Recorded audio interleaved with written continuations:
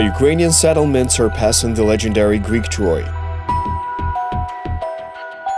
Social upheaval which led to archaeological excavation. A Ukrainian archaeologist known for dispelling the most famous Hollywood myths.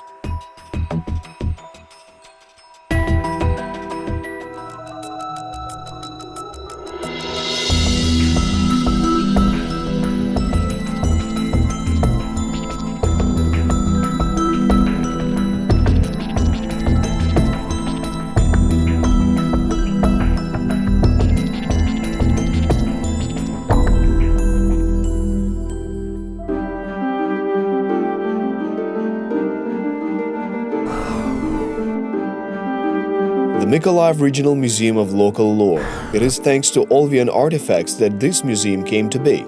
But half a century later it became a so-called bridgehead for museums in Odessa, Kerch and Kherson. And many decades later, a stupid error of two researchers became a reason to stop the replenishing of the museum's collection with unique displays. For example, its bronze treasure trove.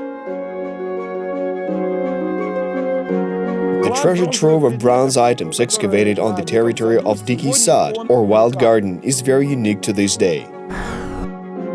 The treasure consists of only 15 items, a dart tip, Celtic axis and a razor that all have analogs among items of other treasures. The treasure trove of the Wild Garden, which dates back to the 12th century BC, corresponds to the traditional notion of the treasure. But at the same time, it differs from archaeological findings that were transferred into the museum's ownership earlier. We understand word treasure as something hidden in a very remote place. As of today, we know about many treasures troves of the Bronze Era, Sabotine treasures, Bilaziria treasures, and treasures of many other cultures. There were a lot of cultures of the Bronze Age living on the territory of Ukraine, but all the treasures were found beyond the settlements and the steppes. It is obvious that the inhabitants of these settlements left their territory, hid the treasure and forgot about it, and only later did modern archaeologists excavate them after several centuries. It was one whole treasure trove. In this case, a treasure is made up of precious valuable items, which are fixed in the context of the settlement. That is, these are exactly the treasures of the Wild Garden. This is scientific uniqueness of the finding. It makes possible to compare bronze items with ceramic ware and other everyday items found on the place of the ancient settlement, and also provides certain information about their owners. The total weight of the treasure is 3.1 kilograms. But who possessed such an amount of bronze items at that time? I think if he was not the first oligarch, then he was a very rich man, very rich. At that time, 3 kilograms of bronze was considered a huge wealth. But all these treasures could have remained buried in the ground. After all, Lazar Slavin, the researcher of Olvia and director of the Nikolaev Regional Museum of Local Lore, Theodosius Kaminsky, gave up on the excavations on the territory of the Wild Garden settlement. As an archaeological object, it was destined to fail. Они заложили 5 шурфов. They made 5 delves and found stone foundations of several dwellings containing ceramic and small bronze items. But there was one interesting fact. According to the conclusion of Savin's expedition in 1956, the settlement was destroyed and was not of interest for the society, because it was a secondary settlement of the Sabotine culture, and he believed that further research was not worth conducting.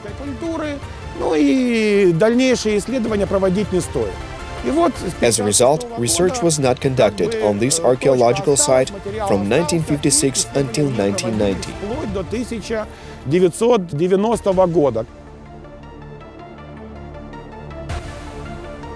In the early 1990s, scientists turned attention to this archaeological site once again. The Mykolaiv National Pedagogical Institute arranged a practice for students of the history faculty.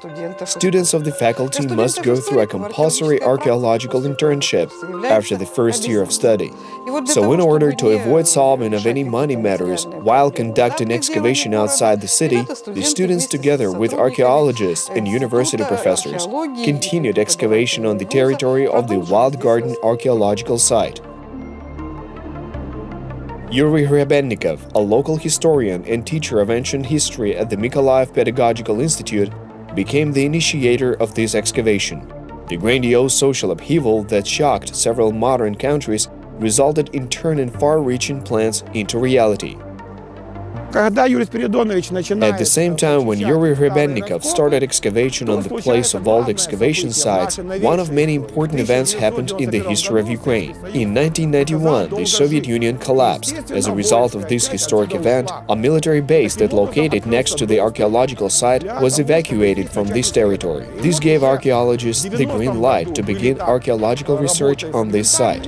If in 1990 the archaeologists conducted only partial works there, then in 1991, they began conducting regular research missions. First, the excavation was conducted under the guidance of Yuri Hrebennikov, and from 1998, under the guidance of Kirilo Horobenko. Although I came here as a student in 1994, I began taking active participation in that expedition. Carrying out the excavation on this archaeological site became a tradition, and several years later it became clear that this is not just a settlement, but a full-fledged ancient town with its fortification system. In essence, from 1991 to 1994, every year we discovered the ruins of old settlements there. The excavations lasted for a long time, until we eventually excavated a much larger territory in early 2000. But later, in that same year, the local authorities decided that the residential buildings should be built on this site, so to speak, in their own personal financial interests. But archaeologists had to research the place in order to delineate the borders of the archaeological site before new buildings could be erected there. In the end, the research conducted gave rather unexpected results. After the archaeologists had discovered a defense moat in 2004, the issue arose that construction of new buildings on this territory was out of the question, because it is a unique archaeological site of Sabotin, late Sabotin and Bilaziria period, that is situated in southern region of Ukraine and has a fortification system. So it is a very unique object from a scientific perspective. That's why in 2004 we held a press conference where we considered the issue of a ban on construction works. Here, as further research must be conducted. It is hard to believe, but another social upheaval resulted in the continuation of archaeological excavations. Today, Russian and pro-Russian citizens call this upheaval a cause of the war in the Donbass. Specifically, they're referring to the events during the Revolution of Dignity. After the Revolution of Dignity, the new city authorities decided that the cultural heritage of their native land had to be preserved and researched. So over the last 2 seasons, funds for financing the excavations have been allocated from the city budget under the auspices of the Department of Culture. Thanks to this, we managed to make a major breakthrough in our excavations over the past 2 years, because before, in 2014 to 2015, a large section of the settlement was covered with soil. So how did we conduct the excavations? We excavated 100 cubic meters of the settlements, covered it with soil, excavated another 100 cubic meters of the territory, and preserved part of the settlement. We have already excavated 4 hectares of the territory. The settlement existed from the turn of the 12th to 13th centuries BC to the end of 10th and beginning of the 9th centuries BC.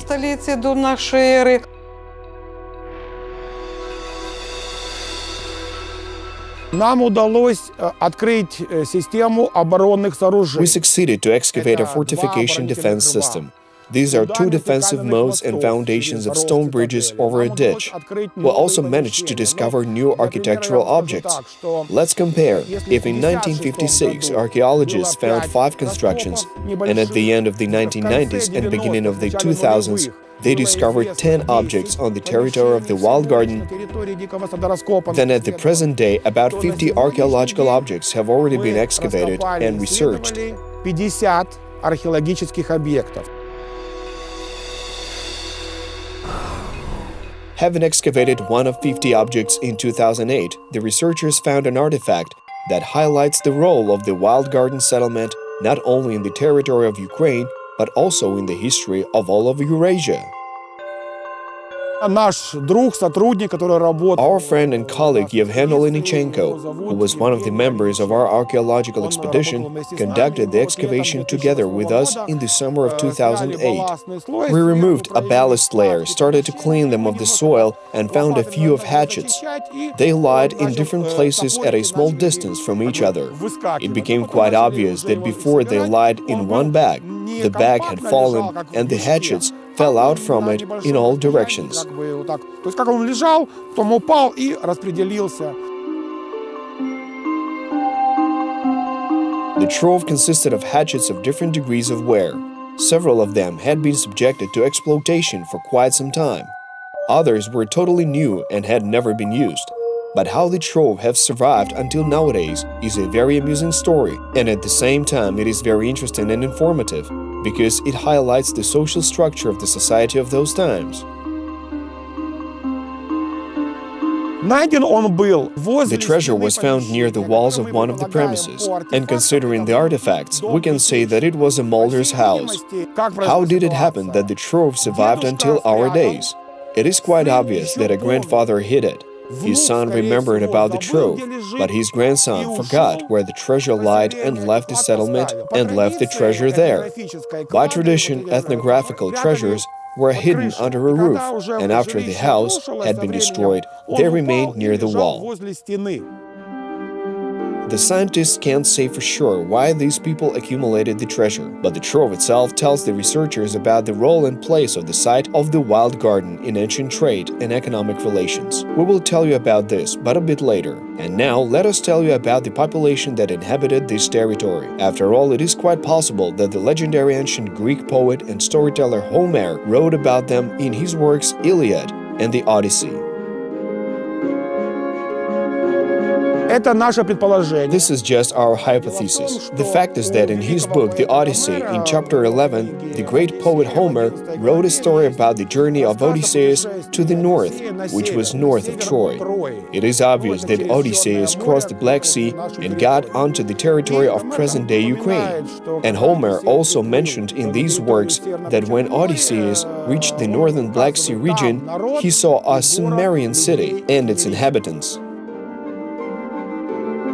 Homer wrote his legendary poems, the Iliad and the Odyssey, in the 8th century BC, at the time when the whole world, including Greeks, already knew about nomadic Indo-European tribes of people that in history were called Sumerians. Но вот интересен другой пассаж. Город и народ. То есть город. There is another interesting fact about the existence of the city and its inhabitants. If we assume that Odysseus' journey took place at the end of the 13th century, because according to all the data, the Trojan War was at the end of the 13th century, then at that time the walled garden was the only fortified settlement on the territory of present-day Ukraine, with its own defense system. Городом, то есть система обороны есть, это уже огражденное пространство, является только Дикий Сад. As for all the other settlements, at the present day, we know for certain that 200 settlements in Sabotin and 150 to 200 in Belozeria did not have a fortification defense system.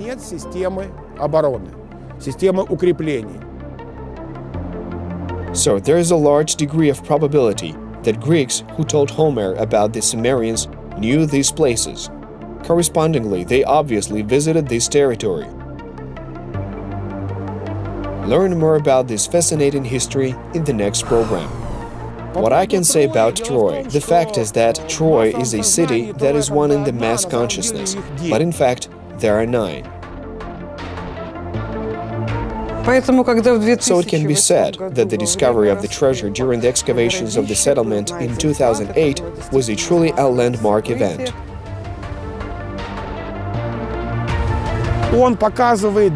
If we take Eastern, Lower Dnipro and Western or Central European typology, we will then certainly see that it also proves the fact of contacts between our country and those of Central Europe and the Balkan region.